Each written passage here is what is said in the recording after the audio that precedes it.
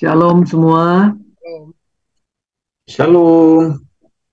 Yang pertama saya minta maaf sekali lagi minggu lalu jadwal saya, tapi saya izin karena saya harus mengantar anak saya ke bandara. Ya, Hmm,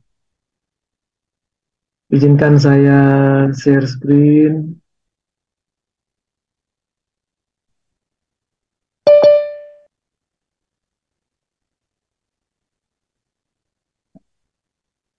Oke, bisa terlihat semua? Sudah Ya, bisa Bapak. Ya. Jadi sebetulnya saya sudah melihat catatan atau tulisan atau pamflet atau poster yang terkait dengan hal ini, ya. Pikirkanlah baik-baik sebelum berbicara, dan bahkan menjadi tema khusus di sekolah anak saya. Ya, ditempel di poster di SDK Penabur itu ya. SDK Penabur punya tema-tema, satu semester temanya apa gitu ya. Dan ini sempat menjadi tema dan ditempel di banyak tempat ya. Think before you speak. Berpikirlah baik-baik, diendapkan lagi, dipikirkan lagi, think it over gitu sebelum ngomong, sebelum bicara ya. Nah, ini adalah rangkaian dari mungkin nanti setiap kali saya diberi kesempatan lagi bicara mengenai integritas ya. Bagian dari integritas adalah kita mulai dengan berpikir gitu ya. Karena kita belajar bahwa di dalam apa yang tidak kelihatan dari fisik ini sebetulnya ada pikiran, ada perasaan, dan ada kehendak ya. Medan perang kita itu ada di pikiran, dan selalu itu adalah tempat kadang-kadang orang bertanding itu di ring tinju, belum naik ke ring tinju orang bisa tahu ini orang sudah kalah sebelum bertanding. Kenapa kalah sebelum bertanding? Karena di dalam pikirannya dia sudah, mentalnya sudah kalah. Ya, kenapa ada orang bisa ngomong kalah sebelum bertanding? Karena di dalam medan pertempuran pikirannya dia sudah kalah, walaupun belum bertanding secara fisik gitu ya. Dan kemudian ada perasaan terkait dengan nurani. Aduh, kok rasa nggak enak ya. Waduh, mungkin Roh Kudus bicara nih gitu ya. Nurani kita yang akan menyelaraskan antara apa yang kita pikirkan dan apa yang hendak kita lakukan ya. Karena dari kehendak itulah kemudian muncul tindakan. Dan tindakan itu muncul bisa berupa perkataan kita, itu juga tindakan kita berkata-kata ya. Di dalam Alkitab itu perkataan atau berkata atau kata-kata itu, dafar itu ada lebih dari 1.000 kali diucapkan. Artinya betapa penting sekali perkataan itu ya. Nah, integritas itu merupakan paduan ya yang solid antara apa yang dipikirkan, ya, yang dilakukan, apa yang diucapkan, yang dilakukan, apa yang dilakukan, yang diucapkan. Tidak pernah ada ketidakpadanan ya, ketidakselarasan, tapi selalu selaras. Itu namanya integritas ya, antara head, heart, and hand ya, antara apa yang dipikirkan, yang dirasakan, dan yang dilakukan selaras. Itu baru orang yang berintegritas. Kalau cuman bicaranya hal yang baik tapi yang dilakukan hal yang tidak baik, itu tidak punya integritas ya. Dan orang bisa rasa ketika orang banyak bergaul dengan orang itu, ini orang punya integritas apa enggak sih ya. Dia bicaranya hal A tapi yang dilakukan B, misalnya begitu. Nah, think before you speak itu dibuat oleh orang yang mempunyai ide ini cukup bagus ya. Jadi sebelum mengucapkan sesuatu, think ini menjadi satu singkatan yang kalau dibedah satu persatu hurufnya, itu huruf T yang pertama itu true ya, true itu benar. Jadi sebelum kita bicara, apa yang mau kita katakan, dicek dulu, diperiksa dulu, apakah itu benar? Yakin nggak bahwa apa yang kita ucapkan itu sebuah kebenaran? Apalagi di dunia maya saat ini yang banyak sekali hoax ya, HOAX ya, hoax. Bahkan kadang-kadang yang hoax lebih viral daripada yang benar begitu. Nah, lebih parah lagi, kita tidak tahu apakah itu benar atau tidak, kita forward, kita sebarkan. Ya, betapa parahnya kalau ternyata itu berita bohong, kita sebarkan. Kita termasuk yang menyebarkan kebohongan. Dan rasanya gatel gitu ya, tangan ini kalau nggak forward gitu ya, share di grup, waduh, broadcast misalnya. Nah, ini yang mesti kita periksa sebelum kita berkata-kata ya, sebelum kita menekan forward atau sebelum kita posting sebuah berita, apakah berita itu benar? Is it true? Ya, huruf T yang pertama. Yohanes 16 ayat 13. Tetapi apabila ia datang, siapa yang ditunggu-tunggu, yaitu roh kebenaran. Ia akan memimpin kamu ke dalam seluruh kebenaran. Seluruh kebenaran, apa yang dipikirkan benar, apa yang dirasa benar, apa yang dikehendaki benar, apa yang dilakukan benar, apa yang diucapkan benar. Ya, maka seringkali di dalam pertempuran kita di pikiran ini, antara suara roh gitu ya, yang membuat kita untuk terus melakukan kebenaran, dengan daging ini, suara daging ini yang menuntut kita untuk melakukan hal yang lain, yang tidak selaras, yang tidak bersesuaian dengan keinginan roh, itu membuat kita selalu dalam keraguan. Ya, karena sedang bertempur gitu. Tapi kalau kita hidup dikuasai seluruhnya oleh Roh Kudus, daging ini ditundukkan seluruhnya dalam pimpinan Roh Kudus, tentu Roh Kudus akan memimpin kita ke dalam seluruh kebenaran. Sebab ia tidak akan berkata-kata dari dirinya sendiri, tetapi segala sesuatu yang didengarnya itulah yang akan dikatakannya, dan ia akan memberitahukan atau memberitakan kepadamu hal-hal yang akan datang. Mengenai kebenaran lagi ya, Efesus 4 ayat 25, karena itu buanglah dusta, berkatalah benar seorang kepada yang lain. Karena kita adalah sesama anggota. Ya, ini kurang, anggotanya hilang ya. Sesama anggota dalam satu tubuh Kristus begitu. Amsal 12 ayat 19. Bibir yang mengatakan kebenaran itu tetap untuk selama-lamanya. Tetapi lidah dusta hanya untuk sekejap mata ya. Ini anggotanya naik ke atas harusnya. Sorry, ini salah ketik. Yang kedua, yang harus kita periksa sebelum kita berkata-kata, selain apakah yang akan kita katakan benar, oh kalau benar, kalau begitu langsung saya harus sampaikan. Nanti dulu, sebab ada huruf H di situ ya. Is it helpful?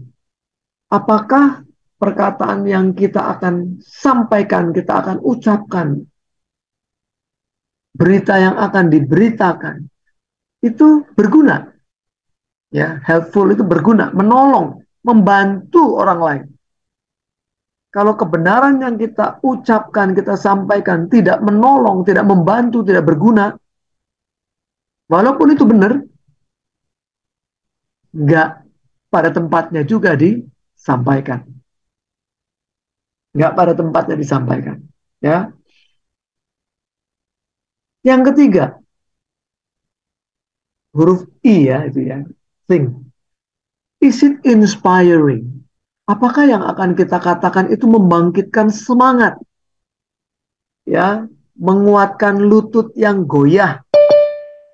Apakah menghibur? memberikan motivasi kepada orang yang demotivasi begitu.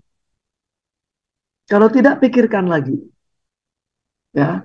Jadi yang kita sampaikan mesti benar, berguna buat orang lain, membangkitkan semangat orang lain.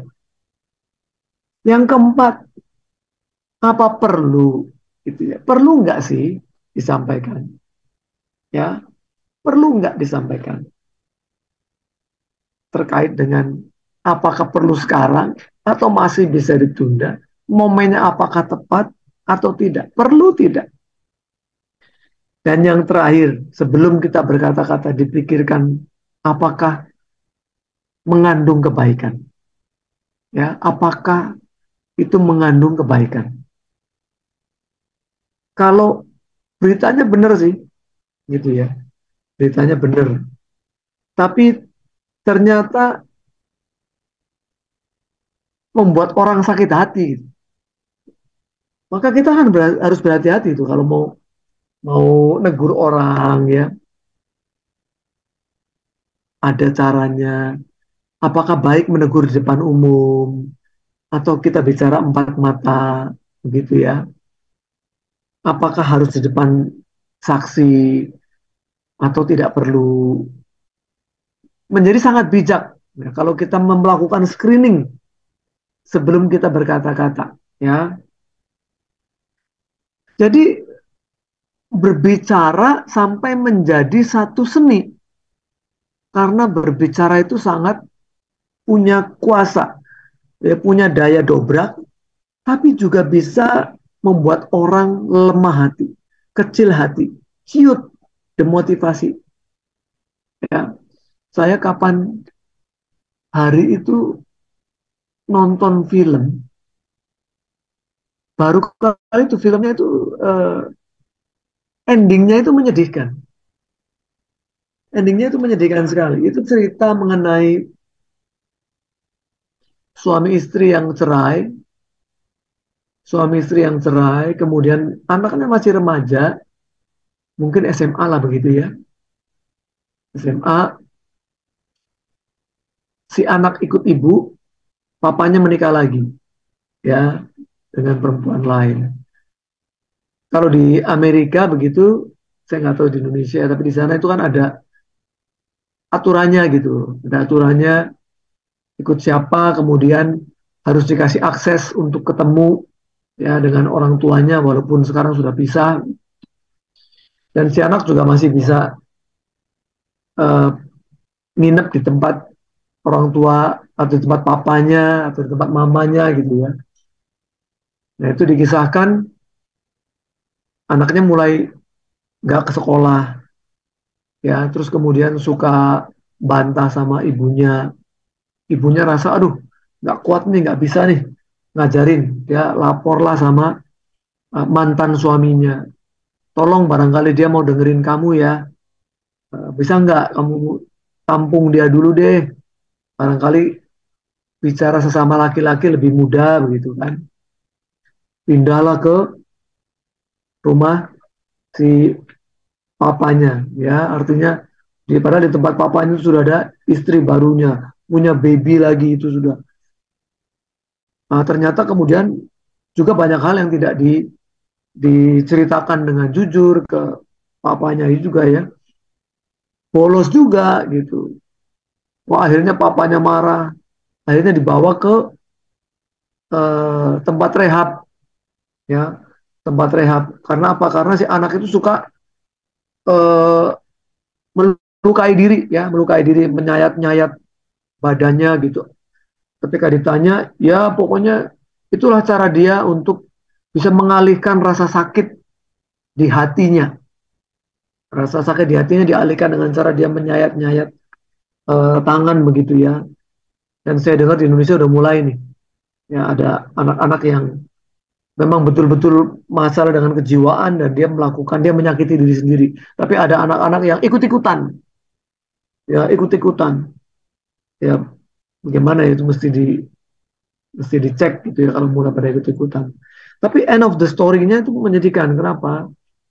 Karena dibawa ke tempat rehabilitasi, si anak itu kemudian eh, yang memohon-mohonlah kepada orang tuanya, ini kedua orang tua ini, bahwa enggak kok, aku udah bisa kok, aku udah sadar kok, aku tolong dikeluarkan dari rehab ini, aku bisa jaga diri, aku mau sekolah lagi dan sebagainya. Hanya selang 1 hari sejak diambil oleh orang tuanya, walaupun oleh eh, psikiaternya ya, oleh dokter yang merawat itu dikatakan jangan, jangan, walaupun dia bicara seperti itu, sebab apa? Pengalaman mereka, anak-anak yang belum siap, hanya karena tidak mau di terapi begitu, ditarik keluar dari situ, akhirnya jauh lebih buruk hasilnya. Dan yang kasihan itu baru pulang keluar dari rehab itu. Kayaknya nggak sampai 1 hari tuh ya, diceritakan di situ si anaknya akhirnya apa? Bunuh diri. Ya anak itu bunuh diri gitu ya. Em, jadi kita mulai berpikir bahwa ternyata berkomunikasi dengan anak, berkomunikasi dengan orang lain itu sungguh satu satu hal yang tidak mudah. Ya, menjadi the art of thinking before speaking, menjadi seni pikir dulu sebelum mengucapkan kata-kata. Ya, dengan begitu apa? Membuka banyak kesempatan. Orang yang tadinya tertutup, nggak bisa ngomong dengan kita, karena kita tidak ngomong, asal ngomong, kita pikir baik-baik. Setiap perkataan kita tata baik, nggak menyakiti orang lain. Ya, apalagi sampai gosip. Ya, gosip itu kan artinya nggak tahu bener apa enggaknya, pokoknya makin digosok makin sip gitu ya. Kemudian kita juga mengurangi penyesalan karena apa? Banyak perkataan yang keluar yang menyakiti hati orang, ibarat paku yang ditancapkan ke bambu. Ketika kita minta maaf, pakunya kita cabut, bekas pakunya, lubang-lubang itu masih ada di situ terus, tidak pernah dengan sempurna akan hilang. Ya, dan apa yang kita katakan itu mencerminkan apa adanya kita. Ya, nggak bisa ditutup-tutupi. Mungkin kalau jarang ketemu mungkin iya. Tapi kalau tiap hari kita ketemu interaksi, kita bisa langsung membaca orang dari apa yang dia sampaikan. Ya, maka Amsal 10 ayat 8 berbunyi demikian. Siapa bijak hati memperhatikan perintah-perintah. Tetapi siapa bodoh bicaranya akan jatuh. Ya, 2 Korintus 10 ayat 3. Memang kami masih hidup di dunia, tapi kami tidak berjuang secara duniawi. Karena senjata kami dalam perjuangan bukanlah senjata duniawi, melainkan senjata yang diperlengkapi dengan kuasa Allah yang sanggup meruntuhkan benteng-benteng, stronghold, kubu-kubu pertahanan ya, dari setan, dari iblis begitu. Kami mematahkan setiap siasat orang dan merubuhkan setiap kubu yang dibangun oleh keangkuhan manusia untuk menentang pengenalan akan Allah. Kami menawan, nah ini ya, kalau orang sudah bisa menawan segala pikiran, menaklukkannya kepada Kristus, orang yang luar biasa, ya, orang yang sudah mengalahkan keduniawiannya. Nah, kemudian kata-kata itu sangat berdaya guna, ya, punya daya dobrak yang luar biasa.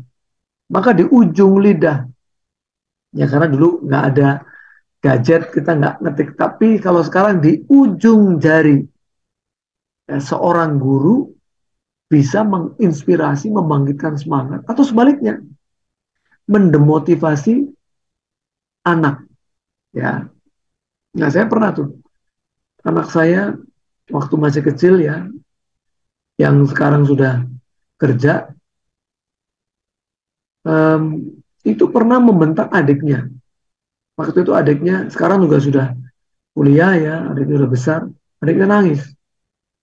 Adiknya nangis dibentak sama dia. Diam kamu, nanti, jangan berisik. Wah, kita orang tua kaget.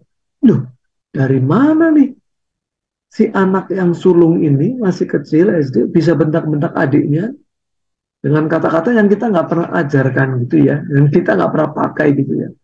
diam kamu, ya, jangan berisik, mengganggu gitu ya. Ternyata selidik punya selidik yang besar ini juga nggak mau sekolah ya. Kita sampai bawa ke psikiater, sampai sama psikiaternya dibilang apa? Udahlah, masih kecil juga, masih playgroup, nggak usah dipaksa-paksa. Orang dulu waktu kita juga nggak ada playgroup, kadang-kadang langsung masuk SD kelas 1 gitu ya. Suruh libur, nggak usah sekolah, happy happy aja, 6 bulan udah nggak usah sekolah. Tapi kalau sudah lupa, ya kalau sudah lupa bahwa sekolah itu menakutkan buat dia, boleh nyoba lagi gitu ya. Nah, kemudian kita konsultasi, kita tanya-tanya sama anaknya juga, ternyata anak itu mengikuti siapa? Mengikuti gurunya. Jadi gurunya juga membentak-bentak murid, dia juga dibentak dengan cara yang sama. Kalau anaknya nangis, dibentak begitu ya. Berhenti, jangan nangis, mengganggu yang lain. Waduh ya. Jadi ternyata di ujung lidah seorang guru itu bisa membuat anak-anak itu demotivasi ya, sampai muncul, kalau istilah kita udah mulai gede apa, ada guru atau dosen killer ya, guru dosen killer, ngasih angkanya, nilainya tuh pelit bener gitu ya. Telat 5 menit di grounded, suruh keluar kelas, nggak boleh ya, apapun alasannya misalnya begitu ya. Atau apa, dokter, dokter juga begitu. Doa dokter itu kalau bicara harus sangat bijaksana, karena kalau dokter salah ngomong, pasiennya langsung frustasi. Aduh, dia bisa mati lebih cepat, ya kan? Tapi kalau dokter itu memberikan kekuatan, tenang aja, ini malah penyakit biasa ini Pak, di mana-mana juga kejadian. Udah Pak, makan yang banyak, yang sehat, itu aja sembuh, pasti sembuh. Itu kadang-kadang sugesti, itu istilahnya. Sugesti itu menyembuhkan, ya. Karena pikirannya kemudian, oh ternyata nggak berat-berat ya, oh biasa aja ya. Walaupun sekarang banyak orang yang kalau suruh medical check up, cek darah, takut, takut apa? Takut ketahuan penyakitnya katanya. Memang kalau ketahuan penyakitnya kenapa?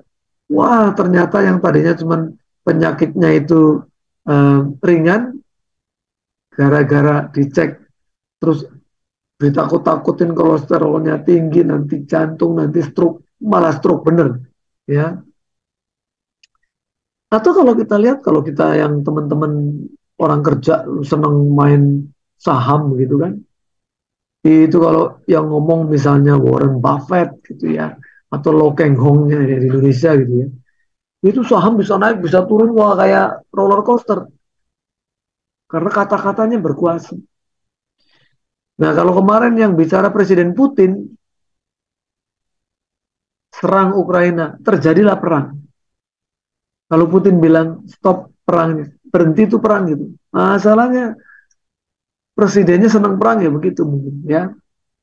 Jadi berdaya sekali. Ya, kata-kata itu berdaya sekali, maka berhati-hatilah. Ya, lebih baik tidak berkata-kata daripada berkata-kata kemudian menyakiti dan kemudian minta maaf ya. Daripada minta maaf, mending nggak ngomong, nggak nyakitin. Yakobus 3 ayat 2, sebab kita semua bersalah dalam banyak hal. Barang siapa tidak bersalah dalam perkataannya, ia adalah orang sempurna yang dapat juga mengendalikan seluruh tubuhnya, ya kan? Kita mengenakan kekang pada mulut kuda, kita bisa bawa dia kemana aja. Kapal yang begitu besar dikendalikan dengan kemudi yang kecil. Api yang kecil bisa membakar hutan yang besar. Betapa ganasnya lidah, kan begitu. Kolose 4 ayat 6. Hendaklah kata-katamu senantiasa penuh kasih. Kain tadi ya, waktu yang yang terakhir. Kain. Kalau kita bisa mengucapkan kebenaran tapi tidak bisa mengucapkan kebenaran dengan kasih, mending nggak usah. Gitu ya. Daripada kebenaran diucapkan untuk menyakiti orang lain, kebenaran itu jadi mental gitu ya, nggak akan diterima dengan baik, walaupun benar gitu ya, walaupun benar. Jangan hambar, dengan empati, jangan hambar ya.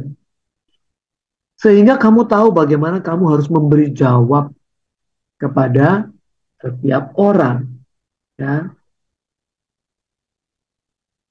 Nah,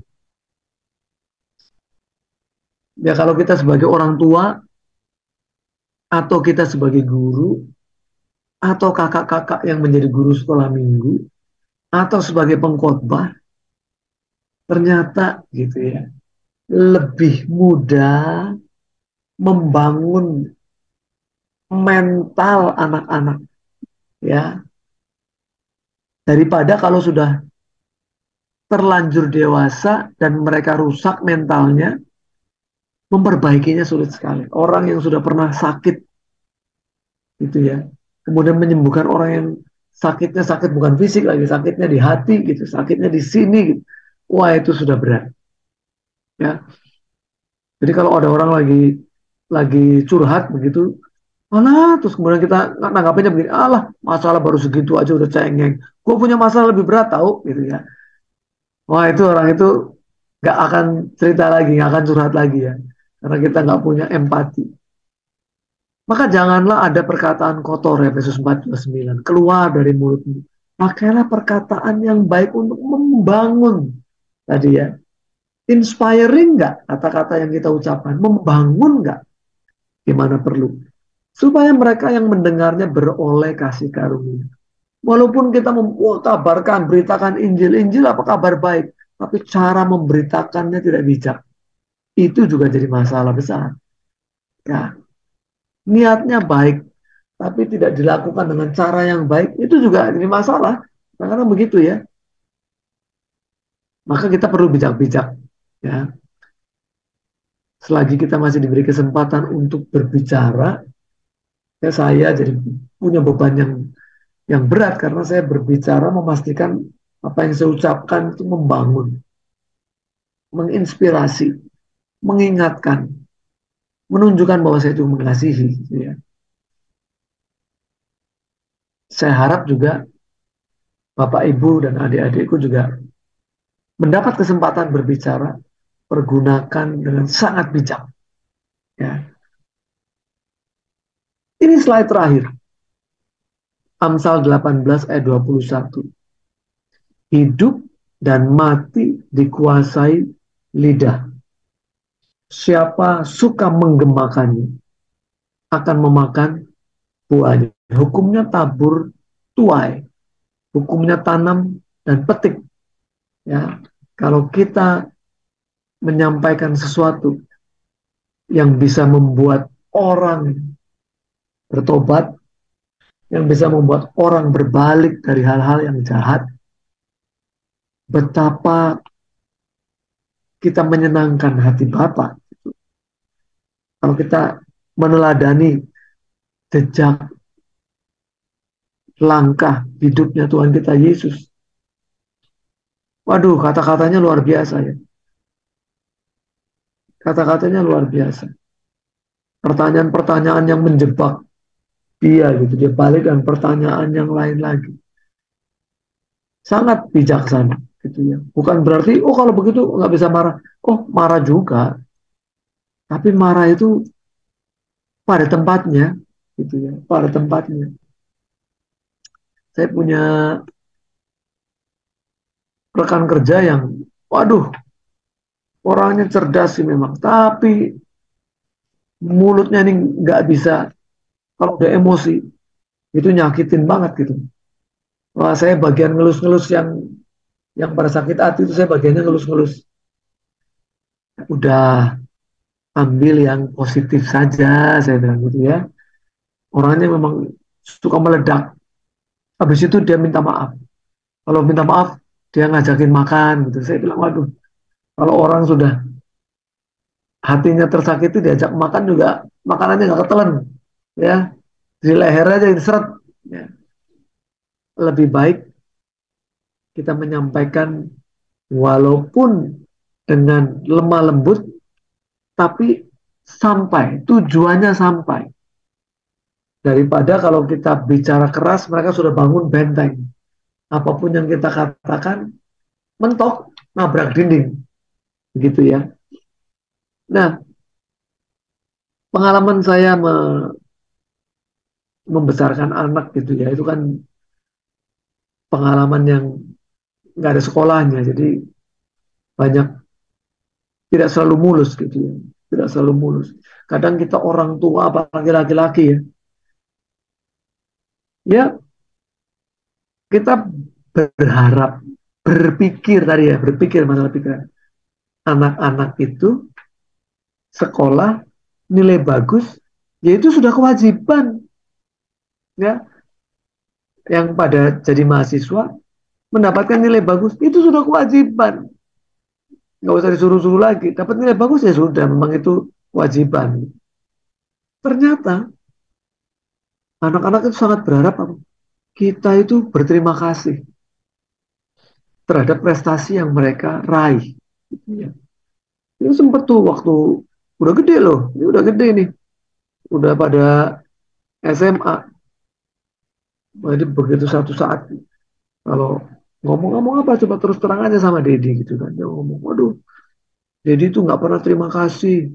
Saya dapat nilai bagus tuh nggak pernah terima kasih. Wah, saya langsung dalam hati, waduh, saya ditegur oleh anak saya sendiri gitu ya. Oh ternyata walaupun itu kewajiban, dan kalau mereka menjalani kewajiban dengan baik, walaupun hanya dengan kata-kata, ini nggak perlu reward macam-macam, nggak perlu dibeliin hadiah. Cuma kata-kata aja, terima kasih ya, kamu sudah memberikan hasil yang baik, ya. Sia-sia nih sekolah, bisa berprestasi gitu. Oh itu ternyata sangat sangat membekas ya hal-hal seperti itu. Tapi beda anak, beda perlakuannya. Satu anak dengan anak yang lain itu khusus gitu ya. Jadi ada yang tough sekali, ya. Ada yang tough sekali. Bahkan uh, ada kisah di um, Kick Andy itu, ya, yang sekarang profesornya ngajar di Amerika, ya dia dapat nilai bagus segala macam sama orang tuanya ya itu di skakmat begitu. Loh memang kamu sekolah harus nilainya bagus kok. Apa yang harus kamu banggakan? Ya, memang kamu sekolah tujuannya harus bagus. Ya dan dia tidak kemudian down itu menjadi cemeti. Jadi bagi orang tertentu itu menjadi pecut. Waduh, ternyata standar orang tua saya itu tinggi sekali loh. Wah, kalau begitu saya harus belajar lebih giat, belajar lebih keras, saya harus meraih prestasi lebih tinggi supaya dia bangga. Kalau cuma nilai ulangan 10 nggak membanggakan, ternyata ya itu biasa aja. Wah, akhirnya uh, Nelson Tansu ya, nama orangnya. Profesor Nelson Tansu, coba aja search nanti, dengerin dia waktu ada wawancara dengan Andy ya. Misalnya sedih sekali karena orang tuanya itu meninggal, ya dua-duanya orang tuanya meninggal dibunuh perampok ya. Dia itu yang membuat menurut dia down sekali karena dia sekolah jauh-jauh di luar negeri ingin menunjukkan keberhasilan kepada orang tuanya meninggal. Nah meninggalnya nggak enak ya karena dibunuh perampok, dua-duanya pula.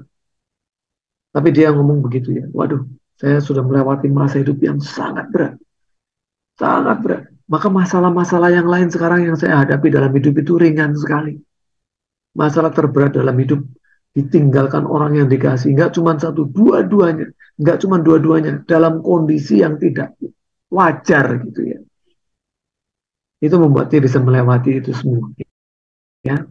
Jadi kembali malam ini kita belajar hal yang awal bahwa perkataan kita itu sangat berdaya guna. Maka ini menjadi satu senjata yang harus dipakai dengan baik, ya, menjadi satu senjata yang bisa digunakan tepat waktu, digunakan juga untuk melindungi, bukan untuk membunuh. Gitu. Digunakanlah dengan sangat bijak untuk kita bisa memenangkan jiwa-jiwa juga. Ya, banyak orang yang justru, saya terus terang ya, kalau saya ngelihat orang mungkin saya kecewa banyak orang. Gitu. Dan itu yang mengecewakan saya bukan orang-orang justru yang tidak mengenal Tuhan. Ini pelayan-pelayan Tuhan ini yang nipu gitu ya. Yang nipu saya itu pelayan-pelayan Tuhan itu. Dan itu pelayan Tuhan yang setia. Pemain musik di gereja, sudah jadi worship leader, sudah bawa firman, aktif banget. Nipu juga. Ya nggak cuma satu, banyak gitu loh. ya nipu. Tapi saya kan nggak melihat itu, tapi menjadi cemeti. Oh, kalau orang begitu itu bisa membuat orang lain justru tidak diselamatkan. Maka bagaimana saya menjaga hidup saya tidak seperti itu. Ya, jadi kalau Bapak Ibu Saudara dikecewakan orang lain, jangan kemudian kita berubah setia terhadap Tuhan kita, Yesus Kristus. Ya. Justru kita harus membuat wajah Tuhan Yesus itu tampil melalui kita. Sebab banyak orang yang diberi kesempatan ternyata tidak menampilkan wajah Tuhan Yesus. Dia justru membuat orang itu syak, ya, membuat orang itu bukan bisa menjadi atau mendapatkan batu loncatan, malah ketemu batu sandungan begitu. Ya, saya berharap kita mulai belajar terus untuk setiap kesempatan kita berbicara seturut dengan apa yang Roh ingin katakan melalui hidup kita. Terima kasih. Saya kembalikan ke Pastor Lebri.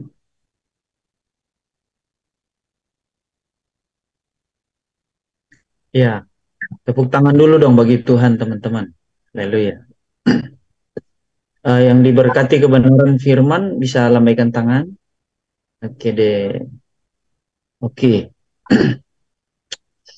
Jadi tadi eh, kita melihat ada dua sisi ya.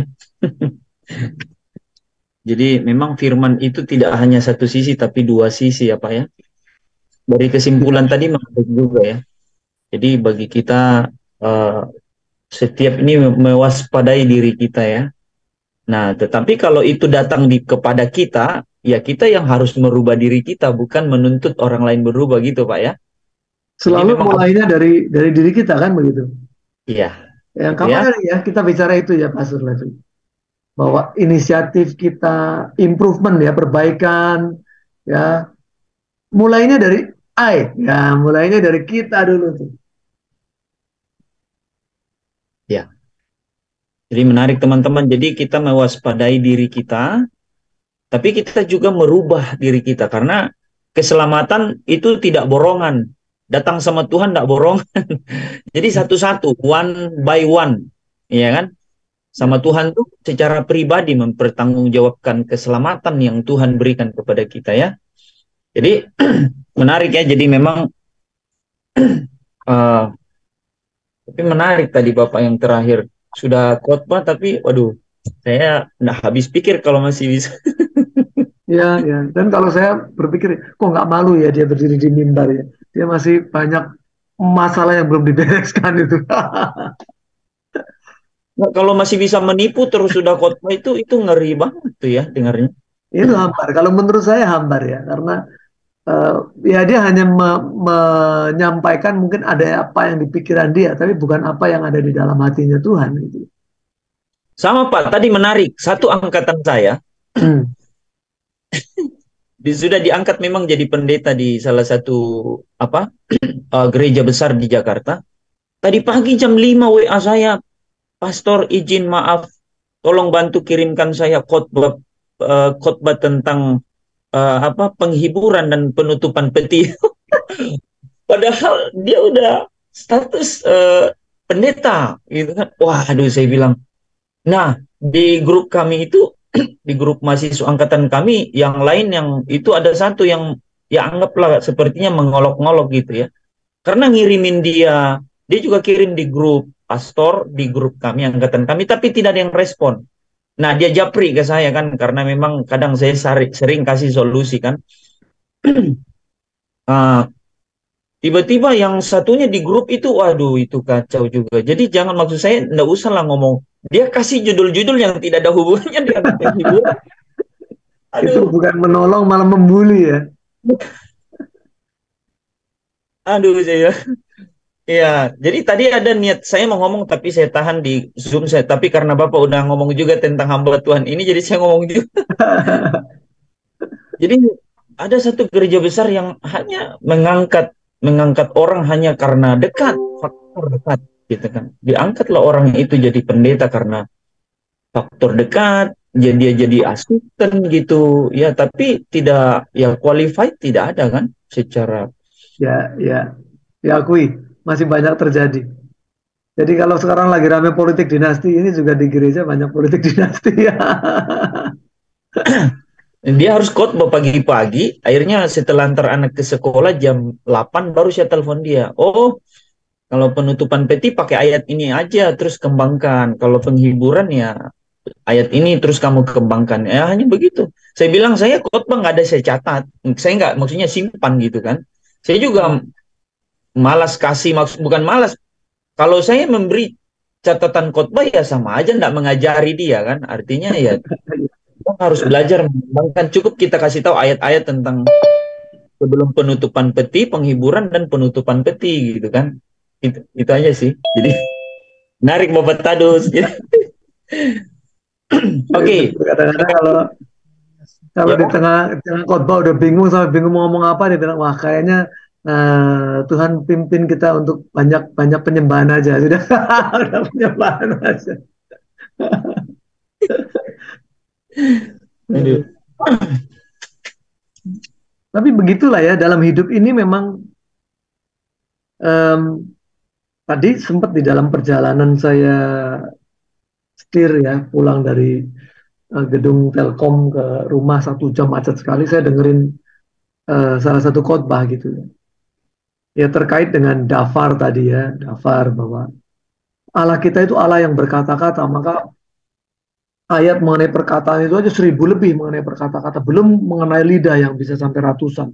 Total sekitar 1.600 bicara mengenai perkataan mulut lidah. Itu artinya apa? Allah kita Allah yang berkata-kata.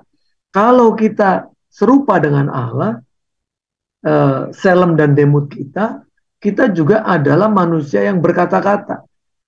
Yang kalau dibilang apa namanya manusia ini berbeda dengan binatang dalam hal apanya? Ya tentu roh gitu ya. Tapi yang kelihatan yang lain apa dalam berkata-katanya. Sehingga uh, dia menyampaikan manusia ini sebetulnya diciptakan punya kekasan karena dia bisa menciptakan kata-kata. Coba bayangkan ya, kata-kata itu nggak berkurang-berkurang. Kapan hari calon presiden kita Pak Anies Baswedan bilang apa kalau jadi presiden dia mau nambah sekitar 250 berapa itu 250.000 atau berapa 250 kosakata baru dalam KBBI, artinya kata-kata ini berkembang terus ya. Kalau kita diberikan hikmat untuk berkata-kata ya alangkah baiknya hikmat itu dipakai untuk kemudian bisa bisa menguatkan orang lain ya, bisa menghibur orang lain. Tadi ada spesialis-spesialis yang dipanggil untuk di ibadah penghiburan ya, Pastor. ya, Orang pokoknya jadi ini masuk diakonia terus diakonia. Dia emang spesialisnya kalau diundang kematian aja. jadi ceritanya di gereja besar itu Pak kalau mau naik jadi pendeta itu mulai Ya. dari pelayanannya kematian dulu, penghiburan. Nggak bisa langsung ini kan naik di umum. Dia di gembleng dulu di pelayanan ini penghiburan gitu. Tapi ya Gitu. memang pelayanan penghiburan itu banyak ujian karena ujian kesetiaan. Yang namanya orang meninggal kan nggak ada rencana toh, ya kan nggak ngasih tahu dulu sehingga jadwalnya kan selalu mendadak. Cuma kalau orang meninggal dia udah saya mau rencana meninggal hari ini ya tolong disesuaikan jadwalnya dengan pengkhotbah, wah enak ngaturnya kan. Kan enggak gitu ya. Nah ini yang mendadak-mendadak ini perlu orang-orang yang setia kapan-kapan harus siap untuk melayani ya. Ya ujiannya Yang di situ lah. yang Ujiannya di situ. yang tadi teman saya itu Pak, tadi malam sudah disuruh doakan dia. Doakan jam 12 apa jam 1 subuh. Tiba-tiba pulang di WA lagi jam 4 subuh. Nanti pelayanan penghiburan penutupan peti pagi-pagi. Jadi dia kelabakan. Dia bilang, aku nggak siap belum buat khotbahnya. Ya belum siap, dia belum tidur juga jangan-jangan kan begitu. Iya, Ya, luar biasa memang. ya memang harus begitu kan. Pelayan harus siap kan. Memang mau siap Ya, tempur. siap tempur. Tadus aja pergi naik motor 2 jam kemana Pak? Kemana Pak naik motor? Mana itu? Soe, Pak. Soe. Soe dari kai mana? So itu nggak naik motor, itu naik kendaraan roda 4 yang harus nyebrangin sungai. Harus nyebrangin sungai memang kayak jeep begitu ya. Saya lupa, iya kayaknya jeep terbuka begitu. Memang ya memang nggak ada jalan, jalan itu memang sungai. Kalau Bukan, kering, bukan. Bukan, Pak Tadus. Waktu Bapak Tadus naik motor kemana, Pak? Yang jauh. tuh Pak Tadus sama Ke tuh. kota Soe dan lalu dari Soe ke desa-desa itu baru memang jalannya susah. Jalannya sangat sulit. Hmm. Itu Bapak naik motor, yang Bapak bilang naik motor tuh. Ya, dari Kupang ke kota Soe-nya itu dengan sepeda motor. Terus Jauh. ke tempat pelayanan itu ya dengan mobil tapi jalannya sangat susah. Jalannya sulit. Ya itu betul. Pokoknya saya ngalamin lah itu Pak.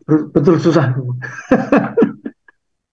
Tapi menarik, Bapak Roni bisa tahu ya medannya. Udah pernah lama sana, Pak?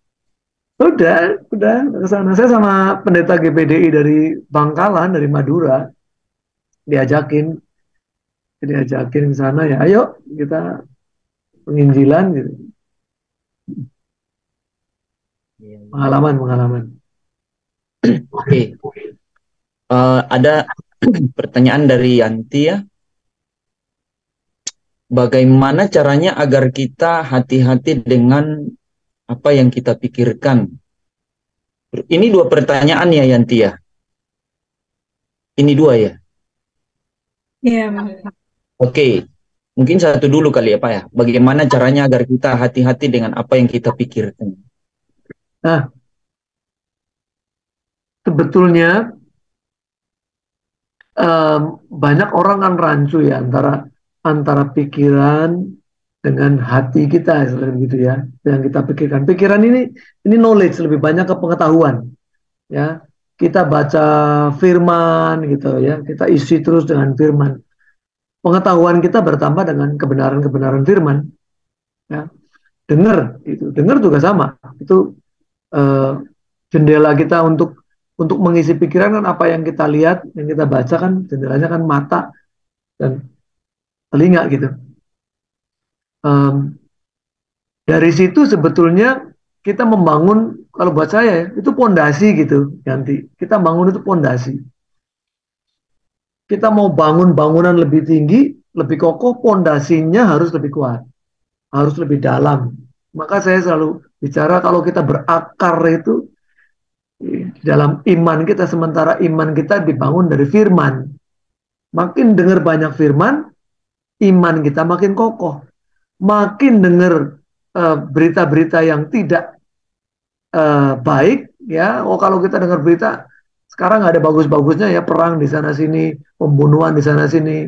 Kalau kita bacanya korannya bukan koran-koran yang benar ya, isinya cuman berita-berita kriminal ya, kita cuman takut aja ya. Tapi kalau kita isi dengan kebenaran firman, kita makin kokoh di dalam iman. Nah, kalau kemudian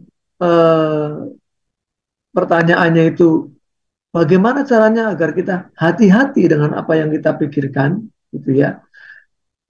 Bahkan dalam mana duluan ya, sekarang pertanyaannya mana duluan? Kita berdoa supaya tenang, apa kita tenang dulu supaya bisa berdoa? Itu yang mana? Ya, teman-teman bisa jawab nggak? Doa. Kita berdoa supaya tenang. Aduh, saya kok gelisah banget. Ya kita berdoa supaya tenang. Atau kita tenang dulu supaya bisa berdoa. Yang mana misalnya? Tenang baru berdoa. Ya? Tenang baru berdoa. Karena kalau tidak tenang, maka kalau kita berdoa otomatis pikiran kita melayang-melayang dan tidak tertuju kepada Tuhan. Nah, jadi memang jawabanmu itu bagus karena mengarahkan ke begini. Kalau kamu nggak yakin, kalau kamu nggak percaya, ya nggak usah berdoa. Ini kalimatnya sederhana tapi menohok kita. Kalau kamu nggak percaya, kalau kamu nggak yakin akan apa yang kamu doakan, udah nggak usah berdoa, ngapain? Sebab kalau kamu nggak yakin nggak akan dijawab. Maka kita harus yakin dulu. Kalau mau yakin ya pasti tenang dong. Ya, udah saya saya sampaikan aja ini kayak unek-unek saya kepada Bapak, udah saya serahkan Bapak yang bekerja. Ya, tugas saya bekerja sudah sebatas ini, selebihnya saya serahkan kepada Bapak. Udah tenang, gitu ya. Jangan dibalik, gitu ya. Aduh, Bapak gelisah nih Bapak nih. Aku kok nggak yakin ya. Berikan aku ketenangan supaya yakin, gitu ya. Kebalik, gitu. Maka ketika kita berdoa, ya, kemudian banyak sekali pikiran-pikiran yang seliweran ini ya, berseliwar-seliwer di sini, yang membuat kita jadi tidak fokus, ditengking, perlu ditengking gitu ya. Karena itu eh, hati-hati karena pikiran ini medan peperangan dan iblis itu pikiran, menyerang pikiran, membuat kita menjadi ragu gitu. Dan ini medan pertempuran, foothold-nya katanya gitu ya. Tempat pijakannya iblis nih di sini nih, di pikiran kita. Itu dulu yang diserang. Kita mulai muncul keraguan. Begitu sudah mulai muncul keraguan, saya nggak yakin kita akan bisa berdoa dengan sungguh-sungguh. Karena udah ragu kok. Ya, kalau sudah ragu nggak akan berdoa dengan sungguh-sungguh. Maka setiap kali ada hal sekecil apapun gitu ya, di pikiran kita, yang kayaknya mulai mengurangi bobot iman kita, mulai menggoyah pondasi iman kita, tengking. Ya, ini pasti bukan dari Tuhan, itu pasti dari iblis. Itu yang harusnya kita jaga, kita bentengi, gitu ya. Hanya dengan cara itu, ya. Banyak baca firman, sebab firman itu kemudian dalam perjalanan hidup kita ketemu dengan masalah, menjadi rema, itu nancep, nancep udah. Kita pernah lewati masalah-masalah dengan itu, saya pegang satu janji Tuhan. Tuhan nggak pernah tinggalkan janjinya ya. Lalu dalam Amsal 10 ayat 8, bijak hati.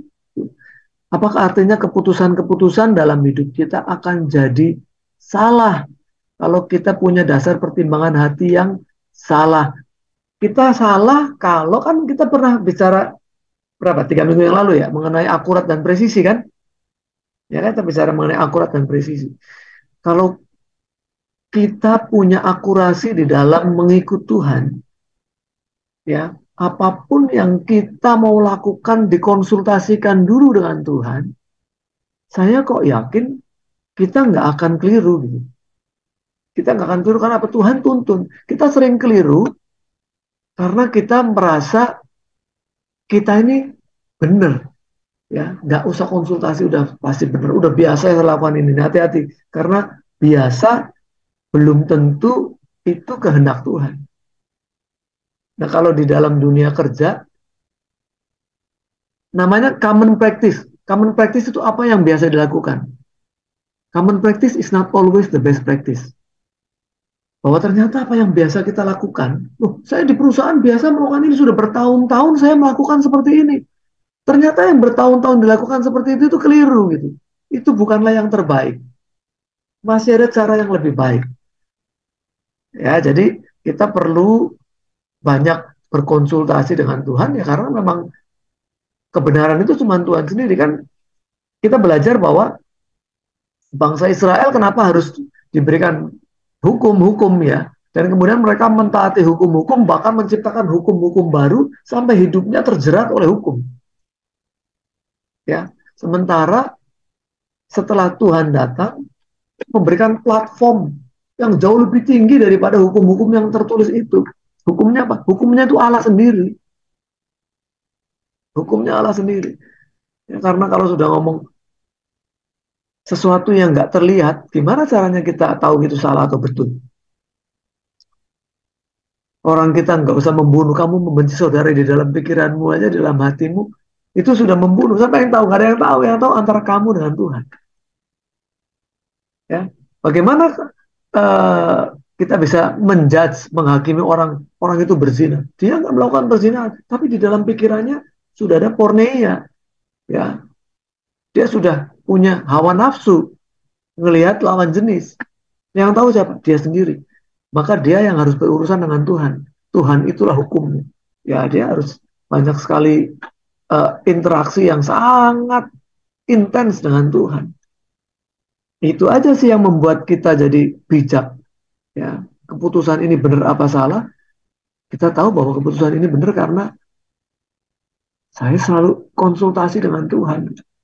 Konsultasi dengan dosen kita kalau mau bikin skripsi, konsultasi dengan dosen, dosennya Tuhan gitu. Ya. Dan itu butuh butuh waktu memang untuk membangun keintiman dengan Tuhan sampai bisa peka begitu kan. Sampai kita bisa peka.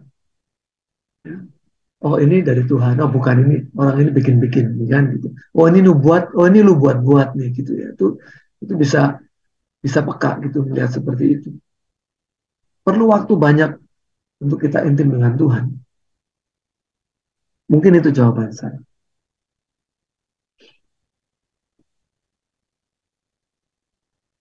Oke, Mira jawab ya. Terima Ya, kasih Bapak. Yanti. Iya. Tadi saya tambahkan ayat tadi yang eh, Bapak Mentor saya tambahkan tadi yang menguasai diri itu ada ayatnya itu 1 Petrus 4 ayat 7.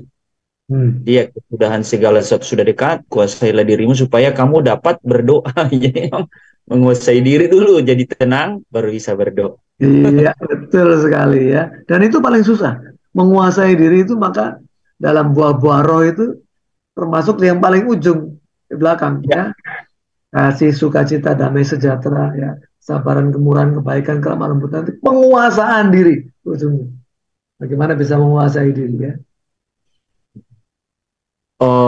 Terus satu lagi tadi ada ayat dari Mazmur 119 ayat 9 Yanti. Dengan apakah seorang muda mempertahankan kelakuannya bersih dengan menjaganya sesuai dengan firman-Mu. Jadi Pak Bapak Mentor tadi udah sampaikan ya. Dengan firman Tuhan. Itu ayatnya Mazmur 119 ayat 9. Jadi kalau kita mau bersih, kudus di dalam hidup ini harus dengan firman. Nah itu yang dibilang di Yohanes 17 ayat 17 kan. Kuduskanlah mereka dalam kebenaran, firman-Mu adalah kebenaran. Adalah kebenaran, betul, betul. Tapi saya heran ya kadang-kadang ya. Itu ada anak-anak senang baca novel. Novelnya tebel-tebel loh. Novelnya bisa setebal Alkitab loh. Dan itu bisa selesai dalam waktu 1 bulan gitu. Tapi baca Alkitab setahun nggak selesai-selesai gitu. Itu juga saya heran gitu. Bisa baca novel tebel-tebel bener ya. Padahal itu juga fiksi. Ya. Nah ini ada pertanyaan. Dari Juliana Langga ya. Bagaimana caranya pikirlah baik-baik dalam perkataan, karena dalam lingkungan kampus saya mendengar kebanyakan teman-teman di kampus mereka berkata-kata kata-katanya kotor ya keluar dari mulut ya. Ada yang lebih berat untuk bisa berjuang meninggalkan itu karena budaya ya. Jadi ada budaya misalnya di daerah-daerah tertentu bahasanya memang ya mungkin bukan kotor tapi bahasanya itu buat mereka ya bahasa sehari-hari. Contoh nih, saya nggak tahu ada yang dari Cirebon nggak di sini ya, atau pernah punya teman dari Cirebon ya. Di Cirebon itu kalau kita sangat akrab, kalau kita sangat dekat, itu ngomong sama temen itu anak anjing itu namanya di Cirebon itu panggilnya kirik. Kirik itu anak anjing. Ya, kirik. Dan itu kalau setiap kali ketemu, keluarlah itu anak anjing itu. Ya, sama teman-teman dekat itu keluar. Gitu ya. Kirik ku ira tuh mendi baik gitu ya. Itu sebetulnya kayak nggak ada artinya. Jadi seolah-olah kayak nggak ada artinya. Kayak, aduh, lama bener nggak pernah ketemu. Nah, kamu kemana aja? Tapi keluarnya bisa keluar binatang dulu loh heran ya. Dan itu seperti jadi satu kebiasaan. Semua orang ngomongnya begitu. Nah karena saya datang ke situ itu SMA, di tengah lingkungan orang yang selalu ngomong begitu, saya nggak kebawa ngomong begitu. Karena saya bukan orang asli lahir di situ, besar di situ, saya hanya SMA di situ. Tapi semua teman-teman saya ngomongnya begitu. Nah jadi kalau di dalam lingkungan kampus begitu, sama contoh lagi lah. Saya punya teman dari kecil, nggak usah SMP, ada yang SD aja ngerokok, gitu loh. Teman-teman ada yang ngerokok SD, SMP apalagi. SMA udah nggak kebayang ya. Ngerokok, toh saya juga nggak ngerokok gitu. Kepengen aja nggak, bayangin loh, kepengen nyoba aja nggak. Mungkin ya kapok karena waktu dulu saya nyoba sama kakak itu, zaman waktu masih SD, kertas koran digulung, dibakar, terus disedot. Udah, batuk-batuk ya, karena kita nyedot asap bukan nyedot itu ya. Koran dibakar semuanya. Aduh, habis itu, aduh, bodoh bener ya kita bilang, aduh bodoh banget kita. Dan ini saya kakak sama adik ini.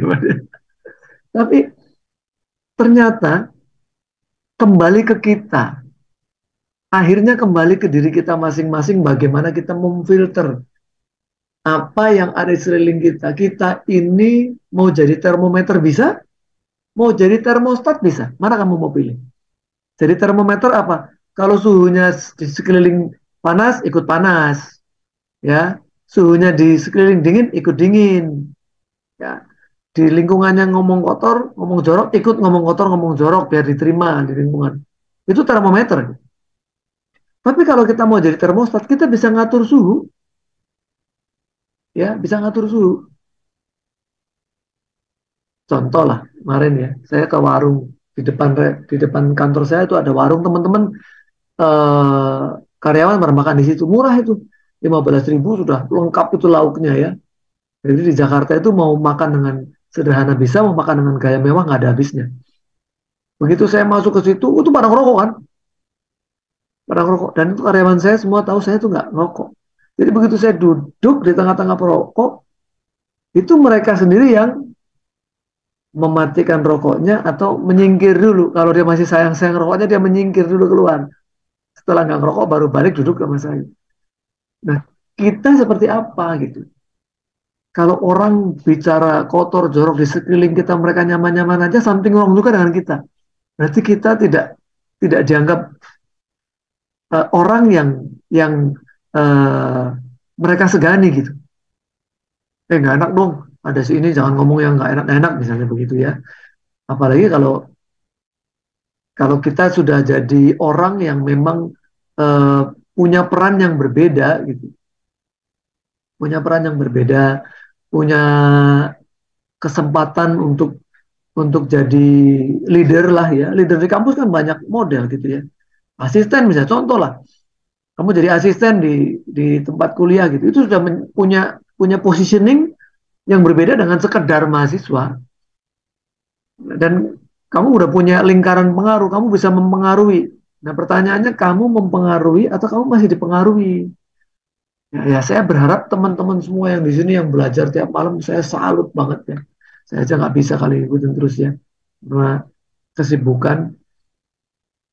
Kalau kalian di sini dididik begitu kuat, begitu luar biasa ya, oleh uh, para mentor di sini, ada para pendeta di sini, harusnya bisa memberikan pengaruh di lingkungan, dimanapun lah, di kampus kayak, ya di pertemanan kayak, beda ketika kamu masuk memberikan suasana itu beda gitu. Suasananya beda.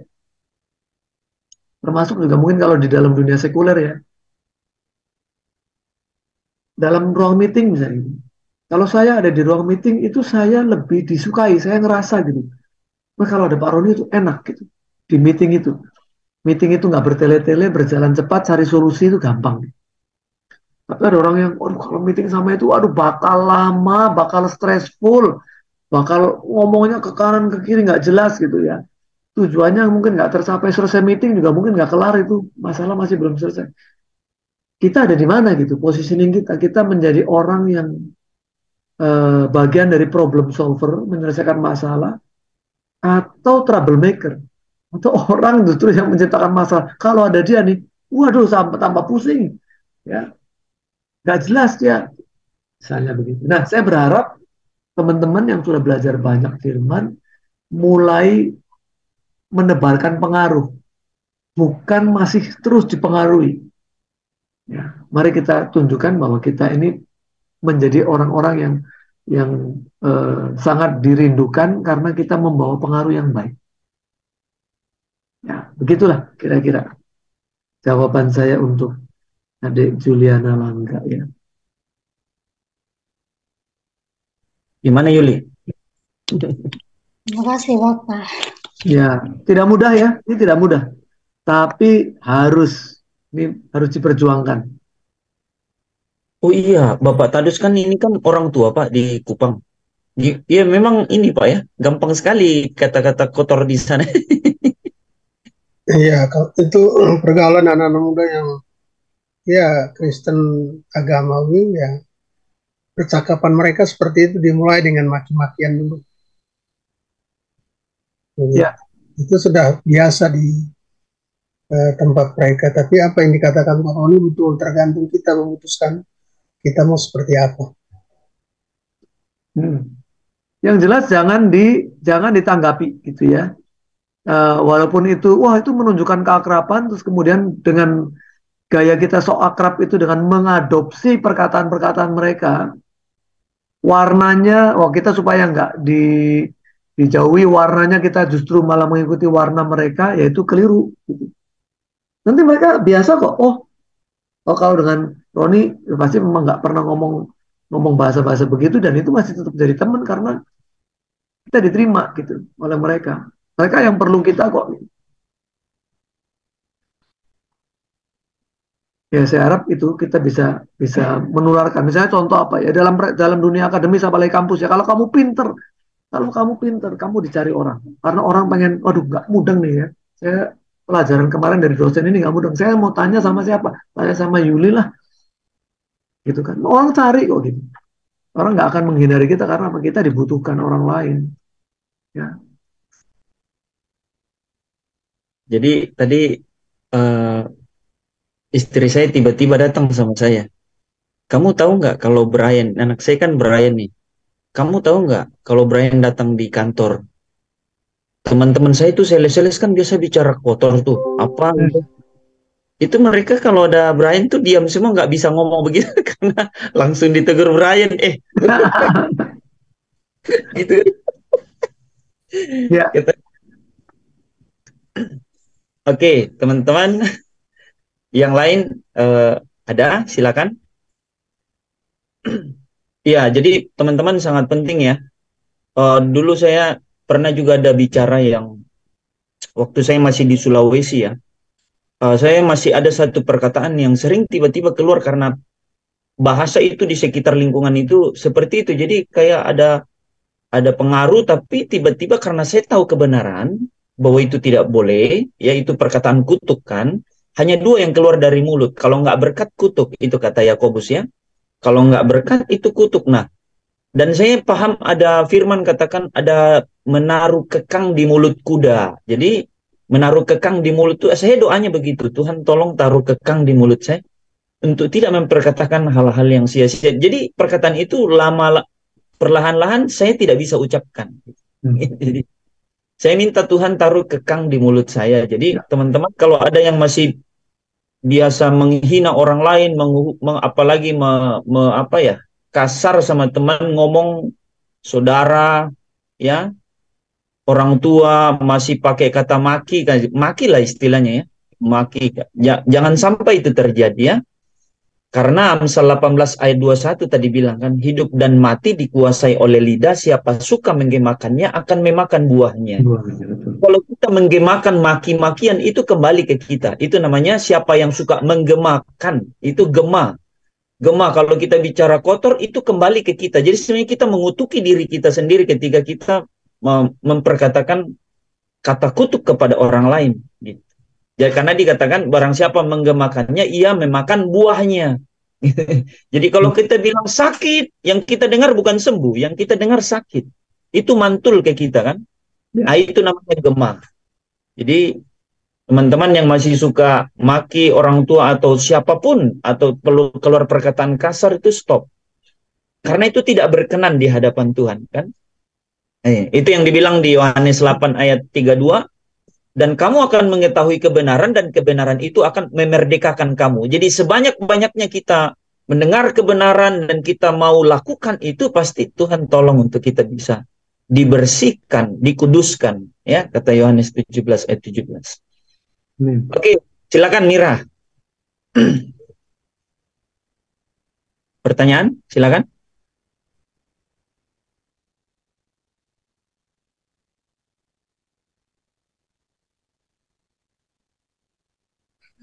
Baik, terima kasih. Nah, pertanyaannya, bagaimana tanggapan kita ketika kita menyampaikan perkataan yang membangun atau menolong seseorang, namun sebaliknya dia meresponi dengan tidak baik karena mungkin karena keadaan atau masalah yang membuatnya tidak terima. Terima kasih, Pak. Oke. Oh, sudah, oke. Jadi saya coba pahami ya, semoga tidak salah tangkap. Kalau salah diluruskan ya, Mira. Jadi pertanyaannya itu, kalau kita niatnya baik, ya mungkin memberikan nasihat atau memberikan kata-kata yang membangun. Tapi kemudian dari pihak yang menerima itu salah menanggapi dan kemudian mungkin menolak atau bahkan mungkin justru reaksinya tidak seperti yang kita harapkan. Begitu ya, Mira ya. Selalu ada risiko, ya adik-adik, bapak ibu sekalian, selalu ada risiko. Ketika kita menyampaikan sesuatu kan cuma dua pilihannya, diterima atau ditolak gitu. Diterimanya itu dengan baik atau diterimanya tidak dengan baik, bisa jadi diterima tidak dengan baik itu apa? Dia tidak menolak, tapi juga tidak melakukan apa yang kita sampaikan gitu ya. Atau dia menolak dengan tegas begitu ya. Dengan tegas itu bisa dengan perkataan, bisa juga dengan bahasa tubuh. Dia nggak ngomong sih, cuman kelihatan dari gerak-geriknya kayaknya dia nggak suka itu dengan apa yang kita sampaikan. Selalu ada risiko. Dalam hidup ini kita hidup penuh risiko ya. Dari mulai lahir aja ada risiko. Lahir sehat, apa lahir sakit. Ya kan? Lahir prematur atau lahir normal begitu ya. Kurang berat badan, lebih berat badan, banyak sekali setiap kita hidup itu penuh pilihan kok. Jadi ketika kita memberikan sebuah nasihat itu ada risikonya. Risikonya bisa diterima, bisa enggak. Sekarang pertanyaannya, dengan adanya risiko itu apakah kemudian kita tidak memberi nasihat? Ya, dokter aja ngasih resep, kalau pasiennya nurut ya dok, obatnya diminum. Kalau pasiennya nggak nurut, obatnya nggak diminum, dokter juga kagak tahu. Ya, dokter juga nggak bisa maksa-maksa gitu. Kecuali waktu di rumah sakit, di infus, tangan diikat ke ranjang, baru itu bisa dipaksa. Tapi kalau pulang obatnya diminum atau tidak, juga nggak ada yang tahu gitu. Ya, maka tidak menjadi beban kita sebetulnya ya, kalau kita sudah menyampaikan apa yang baik. Loh, di dalam firman juga dikatakan, kalau kamu sudah sampaikan kabar baik, masuk ke rumah orang-orangnya nggak terima apa? Ya sudah, kebaskan debu. Ya, sudah selesai, tugasmu sudah selesai. Tapi jangan karena, aduh nanti daripada saya ngomong ditolak, itu saya nggak ngomong. Ya, nah itu justru salah. Ngomong aja, kita kebenaran, asal tadi sudah diting ya, dipikir ini benar ya. Ini juga sebetulnya menyemangati dia. Ya, ini saya juga sampaikan dengan lemah lembut. Ya. Kalau itu semua sudah benar, sampaikan aja, nggak apa-apa. Perkara tidak diterima, ya sudah menjadi tanggung jawab orang itu apakah diterima, menerima atau tidak. Kita tanggung jawabnya memberikan apa yang menurut kita baik. Apalagi kalau kita sudah doakan, oh Tuhan bilang sampaikan aja ya, kita sampaikan. Ya, jadi tidak perlu khawatir. Aduh gimana nih kalau ditolak? Gua ngomong baik-baik kok. Kamu ngomongnya begitu sih, malah kita yang menyulut peperangan, kita angkat kapak perangnya. Gua ngomong baik-baik kok, lu malah tanggapannya begitu. Dasar nggak tahu diuntung, nggak mau dikasih tahu. Wah, malah kok kita yang marah-marah ya. Balik, harusnya enggak. Semoga bisa dipahami ya, Mira. Jadi it's okay. Nothing to lose, just say it. Thank you, Bapak. Wih, dibalas bahasa Inggris juga ya, mantap. Yanti, kok jangan kalah, Yuli. Jadi gini Pak, kisah ini sama. Jadi kisah ini mereka sama dengan yang disampaikan Yuli tadi. Jadi lingkungan mereka ini penuh dengan perkataan kotor dan mereka pertanyaan Mira itu sama, bahwa bagaimana caranya. Nah, itu sebenarnya dasarnya mereka ini, yang tadi itu ada perkataan kotor. Itu Pak, seperti itu. Ya, ya semoga menjawab ya. Jadi memang bahkan kayak tadi, orang menolak apa yang kita sampaikan itu bisa dengan masih tetap kelihatan sopan menolaknya gitu ya, atau menolaknya dengan kata-kata yang kurang baik, ya kita mesti siap, that's okay. Jangan membalas dengan kata-kata yang nggak baik lagi. Dan yakinlah, firman yang kalian sampaikan pasti akan bekerja. Ya, ya, ya. Percaya saja.